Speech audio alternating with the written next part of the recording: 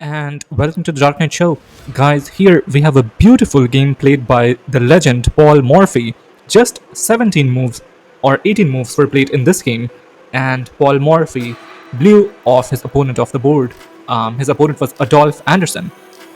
Let's see. We have to take away lots of important things from this game, and we'll take away one common point that you can apply in your own games. So, the game starts with e4. Idea, you know it. Fight for the center. Opponent plays the Sicilian defense. Very good. Morphy plays d4, blowing open the center on move 2. Alright, trade happened. Morphy didn't take back with the queen because he would lose a tempo. He wants his knight to take the pawn back. Very good. Knight out, and he takes the pawn back. Pawn to e6 was designed to open this bishop, to open the queen. It's normal development, but you can see how Morphy is going to use the weakness of this pawn move. First of all, pause and try to think which square gets weak because of the pawn move. It's quite obvious, the d6 square. Then we can say, hey, this square is still protected by the bishop. Correct, but only by the bishop. That's the problem. White has pieces that will attack that square more number of times than opponent is protecting it. Ready? Find the move. The move is knight to b5. And yes, it moves the same piece once again. But see how instructive the move is and how constructive the move is. Knight to b5. Taking a look at this weak square, you can move the same piece twice if you have a valid reason. In this position, the valid reason was the knight move is threatening to go here and rob off the bishop pair. So, Anderson plays pawn to d6. Now, Morphy develops the bishop and develops it in such a way that it was attacking the weak pawn once again. So you can see what Morphy is doing. First, he creates a weak square, and then he's putting his pieces in such a way so that they are constantly looking at that weak square. Make sure to note it down. It's very important, this concept. Create a weak square, or your opponent can create it, helping you unintentionally. And if you see a weak square, or if you have intentionally created a weak square in opponent's territory, put your pieces in such a way so that they are looking at that weak square. Make sure to take notes. Highly important to take notes. Now, here, what his opponent does, his opponent pushes the e-pawn. He moves the bishop back. Opponent plays f5 attacking, develops the piece and protects the pawn. Very good. Opponent plays f4 hitting the bishop, and Morphy says, no, I'm not moving the bishop. Take my bishop and I'll take your rook. That's what he played literally. He plays knight to d5, says take my bishop, I'll take your rook. His opponent took it, and Morphy didn't even go after the rook. He could have done that, but he says, no, I want more from life. He gives the check with the b knight, but not to take the rook. It's an attack against this king. Now observe how smartly Morphy is going to harass this king.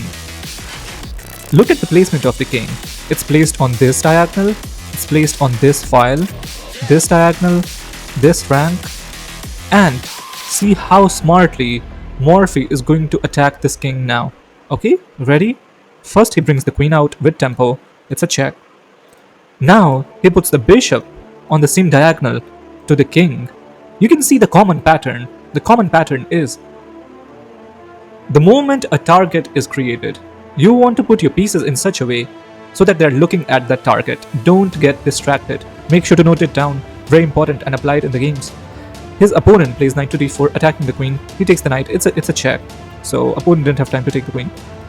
Plays d5, takes it with a bishop here. His opponent could have given up the queen and later take opponent's Morphy's queen, but still Morphy would end up having good position. So his opponent moves the king to g6, and now Morphy continues to attack this king, gives a check. Yes, it's a knight sacrifice, but now observe how smartly Morphy is going to attack this king from here. In this position, pause the video and try to find out what Morphy played. It's very difficult to guess. The move he played was pawn takes f3, just a pawn capture after sacrificing a full piece. Why? It's opening a line towards the king. See how instructive his attacks are. Um, First instructive moment, and before we take away the instructive moment, just look at the last couple of moves. Um, his opponent takes the pawn and he moves the king, and his opponent resigned on move 17. If he would take the rook, then rook to f1. It's made in 5 from here. King goes to e7, check. King goes to d7, check. King goes to e7, checkmate.